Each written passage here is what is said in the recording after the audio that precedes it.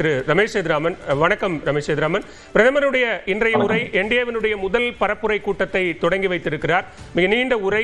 திமுக அரசு மீதான கடுமையான விமர்சனங்கள், அதே நேரத்தில் என்டிஏவுக்கு இருக்கக்கூடிய வெற்றி வாய்ப்புகள் உள்ளிட்ட பல விஷயங்களை முன்வைத்திருக்கிறார். உங்களுடைய முதல் பார்வை என்ன?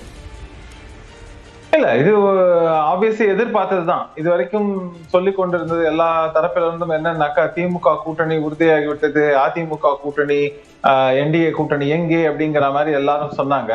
ஆனா இன்னைக்கு அத்தனை பேரையும் ஒரே மேடையில நிக்க வச்சு இந்த கூட்டணியானது எந்த அளவுக்கு வலுவாக கட்டமைக்கப்பட்டிருக்கிறது, எப்படி தேர்தலை சந்திக்க போகிறார்கள் அப்படிங்கறத இதன் மூலமாக என்டிஏ கூட்டணி தமிழகத்தில் பறைசாற்றி இருக்கிறது அப்படின்னு நம்ம பார்க்கலாம்.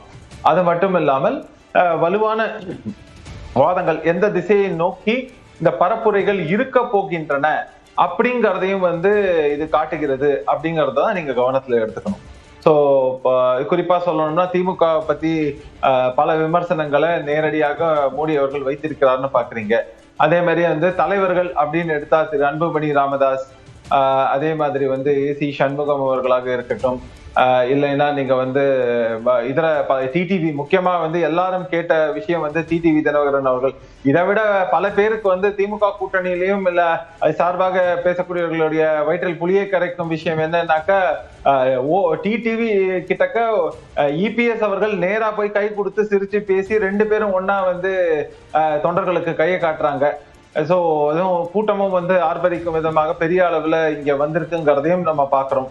சோ இதுல இருந்தே தேர்தல் பரப்புரை என்பது சூடு பிடித்திருக்கிறது.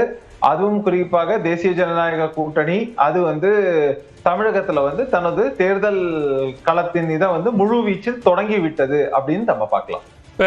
என்டிஏ கூட்டணியை, அதிமுக பாஜக கூட்டணியை திமுக அதன் கூட்டணி கட்சிகள் விமர்சிப்பதே இயற்கைக்கு முரணான கூட்டணியா இருக்கு, அழுத்தத்தின் அடிப்படையில் உருவான கூட்டணியா இருக்கு அப்படிங்கிற விமர்சனத்தை தான் முன்வைக்கிறாங்க.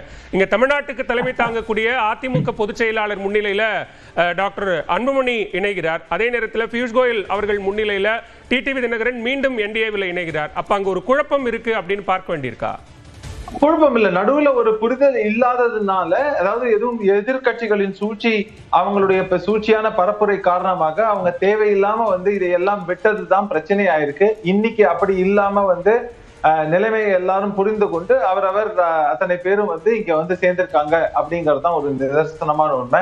இன்னொன்னு, அழுத்தத்தின் காரணமாக சொன்னாக்க, நம்ம திமுக கூட்டணியில கடந்த காலங்கள்ல பாக்கலையா, மேல ரெய்டு கீழ் நெகோசியேஷன், அப்ப அது அழுத்தத்தின் காரணமான கூட்டணியாக தெரியவில்லையா? இன்னைக்கும் கூட எவ்வளவு சலசலப்புகள் தொடர்ந்து இருந்து கொண்டிருக்கிறது. ஆட்சியில் பங்கு அப்படிங்கறதுல இருந்து ஆரம்பிச்சு அதிகப்படியான சீட்டுகள் வரைக்கும் எல்லாவற்றையும் காங்கிரஸ் தரப்புல இருந்து கேட்டுட்டு இருக்காங்க.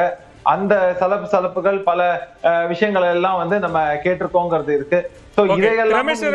தொடர்ந்து பேசலாம்.